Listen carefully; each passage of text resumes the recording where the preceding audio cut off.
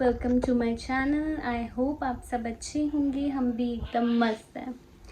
तो अपने home town से अब हम वापस आ चुके हैं अपने घर दिल्ली। एंड अब दिल्ली में तो कुछ ऐसा दिखाने को है नहीं, लेकिन हम अब जा रहे हैं खाटू श्याम जी। तो अब आपको मेरे चैनल पे श्री खाटू श्याम जी के व्लॉग्स देखने को मिलेंगे। तो फिर चलो आज का व्लॉग शुरू करते हैं। यात्रा के लिए तैयार होने के लिए सबसे पहले हमने अपने बैग्स पैक किए। एसेंशियल आइटम्स जैसे कि अपने कंफर्टेबल क्लोथिंग्स, टॉयलेटरीज वगैरह भी साथ में पैक किए। All set to go. हो गया दीदी, चलो यार बहुत लेट हो रहा है। चलो मैं तो रेडी हूँ। हम भी रेडी हैं। चलो चलो। यात्रा की शुरुआत से पहले हमें कश्मीरी गेट तक पहुंचने के लिए एक लोकल बस लेनी पड़ी।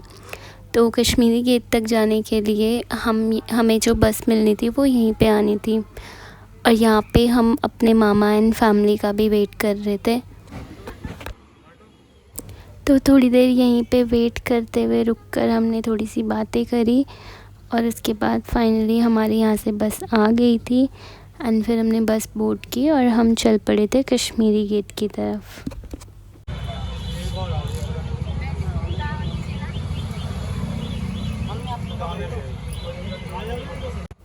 तो गाइज़, अगर आपको खाटू जी दिल्ली से ट्रैवल करना है तो आप दिल्ली टू खाटू बाय बस भी ट्रैवल कर सकते हैं। हम पहुंच चुके थे कश्मीरी गेट और यहाँ पे हमें अपनी बस जो कि यहाँ से खाटू जी जाएगी उसका वेट करना था। तो हम सब उसी का वेट कर रहे थे। तो जैसा कि आप वीडियो में देख सकते हैं, यहाँ पे काफ़ी बसेस आती जाती रहती हैं जो कि राजस्थान तक आपको पहुँचा सकती हैं डायरेक्टली। लेकिन राजस्थान में अगर आपको जयपुर या फिर रिंगस तक जाना है तो ये बस अवेलेबल होती है। और जिस बस में हम गए थे वो डायरेक्टली हमें खाटू गांव तक लेके जाती है, जो कि कश्मीरी गेट से 11:20 पर चलती है। हमारा प्लान भी यही है कि हम खाटू गांव से मंदिर के पास जाने के लिए कोई भी लोकल व्हीकल वहां से ले लेंगे। तो सभी अरेंजमेंट्स कंप्लीट करने के बाद हमने खाटू श्याम जी के लिए अपनी बस बोर्डिंग की। हमने एक कंफर्टेबल स्लीपर बस बुक की थी जो हमें सीधा खाटू गांव तक लेके जाएगी। बस टर्मिनल पर भी सब कुछ वेल ऑर्गेनाइज्ड और स्मूथ रहा। जल्दी ही हमने अपनी रिज़र्व सीट पर सेटल किया और यात्रा के लिए रेडी हो गए। अब हमारी खाटू श्याम जी की यात्रा यहाँ से शुरू होने को थी। ये सफ़र राजस्थान सीकर डिस्ट्रिक्ट के खाटू गांव तक होता है। रास्ते में आपको हसीन गांव, खेतों और शांत रास्तों का नज़ारा देखने को मिलेगा। ये जर्नी हमारी लगभग 7-8 घंटे की है, लेकिन दिल्ली से बाहर निकल के शांत रास्तों के views, lightning and slow music के साथ कैसे आपका टाइम निकल जाएगा आपको पता भी नहीं चलेगा। वीडियो में आगे बढ़ने से पहले अगर आपको इस वीडियो में कोई भी इन्फॉर्मेशन हेल्पफुल लगी हो तो वीडियो को लाइक और शेयर ज़रूर करें। और हाँ, चैनल को सब्सक्राइब करना ना भूलें।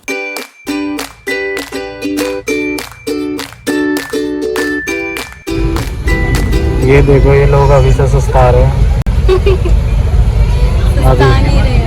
मुस्कानें झूठी हैं। अभी से थकान लग गई है। अभी हम अपनी एनर्जी सेव कर रहे हैं, कुछ ज़्यादा ही सेव कर रहे हैं और ये अपनी एनर्जी रिस्टोर कर रहे हैं। ये तब से चौथी बार खाना खा रहे हैं। और यहाँ पे मेरा भाई जो बस में सो रहा था ना, उन सब की वीडियोस रिकॉर्ड करने लग गया, क्योंकि इसको खुद तो नींद आती नहीं है सफ़र में।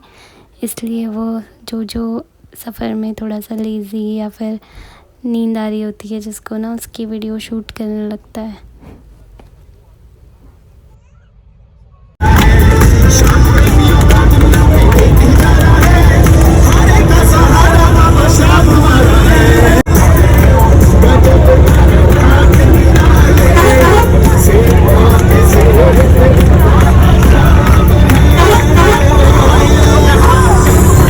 तो खाटू उतर के ये जो भी ई रिक्शा गाड़ियाँ यहाँ पे लगी हुई हैं, ये सब आपको मंदिर तक छोड़ देंगी। और ये जो चार्ज करते हैं ये 50-60 ऐसे ये चार्ज करते हैं।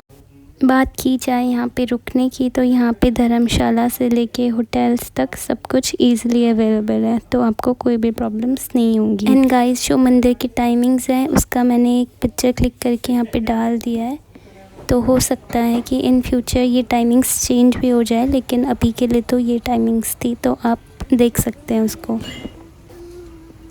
फाइनली हम पहुंच चुके थे खाटू श्याम जी। एंड होटल से नहाने एंड फ्रेश होने के बाद हम चल पड़े थे बाबा के दर्शन के लिए। यहाँ पे आपको कुछ लोग अपने हाथ में फ्लैग्स लेके आते हुए दिख रहे होंगे। तो ये फ्लैग्स नहीं है, पहले मुझे भी लगा था ये फ्लैग्स हैं, लेकिन ये फ्लैग्स नहीं है। ये एक तरीके से जब हम अपनी कुछ भी मन्नत मांगते हैं तो बाबा के पास अपना एक निशान छोड़ के जाते हैं।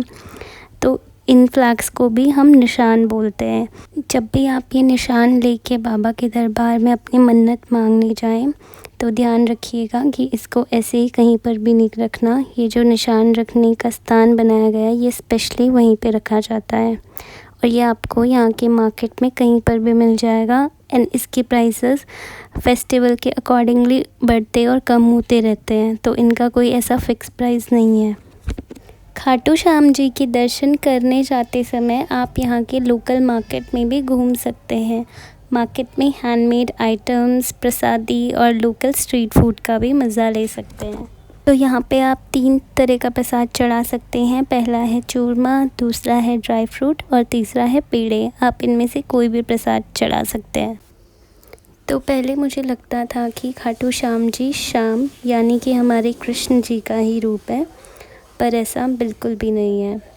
खाटू नरेश को कृष्ण भगवान जी ने सिर्फ अपना नाम दिया था, जो कि है श्याम, द्वापर युग में उनसे प्रसन्न होके। तो थोड़ा सा अगर इसकी हिस्ट्री की बात करें तो जब महाभारत का युद्ध चल रहा था तो बर्बरीक जी ने अपनी माता से कहा कि वो भी ये युद्ध देखना चाहते हैं, लेकिन उनकी माता ने कहा कि तुम इतने पावरफुल हो तो अगर तुम ये युद्ध देखोगे तो तुम्हारा भी इसमें पार्ट लेने का मन करेगा, तो तुम किसकी साइड से खेलोगे। तो फिर उन्होंने अपनी माता से कहा कि जो भी साइड हार रही होगी मैं उसकी तरफ से खेलूँगा। इसलिए बाबा श्याम को हम हारे का सहारा भी कहते हैं। तो फिर उनकी माता ने उनको परमिशन दे दी कि ठीक है तुम जाओ और जाके पार्ट ले लो। लेकिन ये चीज़ श्री कृष्ण जी को पता लग गई कि उनकी तरफ यानी कि जहाँ युद्ध भूमि थी उस तरफ कोई बहुत ही ज़्यादा पावरफुल अपना नीले घोड़े में सवार होकर कोई उनकी तरफ आ रहा है। तो उन्होंने एक ब्राह्मण का रूप लेके उनका टेस्ट लेना चाहा कि देखने के लिए कि वो कितने पावरफुल हैं।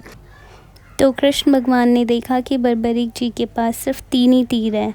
तो उन्होंने कहा कि तुम अपने एक तीर से जिस पीपल के पेड़ के नीचे मैं बैठा हूँ इसकी सारी पत्तियाँ टाई करके दिखाओ। तो बर्बरीक जी ने अपना चला दिया तीर, लेकिन जो तीर था वो कृष्ण भगवान के पैर के ऊपर आके घूमने लगा। तो उन्होंने कहा कि ये तीर मेरे पैर के ऊपर क्यों घूम रहा है। तो उन्होंने कहा कि आपके पैर के नीचे एक पत्ता है। तो फिर ये देखकर भगवान जी समझ गए कि ये जिसकी भी साइड खेलेंगे वो साइड हमेशा विनर होगी। तो कृष्ण भगवान ने दक्षिणा में बर्बरीक जी से उनका सर मांग लिया और इन रिटर्न उनसे प्रसन्न होके उन्होंने उनको वरदान दिया कि वो कलयुग में उनके नाम से पूजे जाएंगे। तो इसलिए हम इनको खाटू श्याम जी कहते हैं। क्योंकि खाटू श्याम जी का शीश है वो खाटू गांव में मिला था, इसलिए उनके नाम के आगे खाटू भी लगता है। दर्शन करते टाइम अपना पूरा फोकस यहाँ पे रखना होता है, क्योंकि जो बाबा श्याम है उनकी सिर्फ 2-3 सेकंड की ही झलक मिल पाती है। तो कुछ लोग कंफ्यूज हो जाते हैं कि उन्हें देखना कहाँ था, तो यहीं पे हमें देखना होता है। और यहीं से लोग जो अपना प्रसाद और फूल वगैरह लेके आए होते हैं वो भगवान जी को दिखा देते हैं।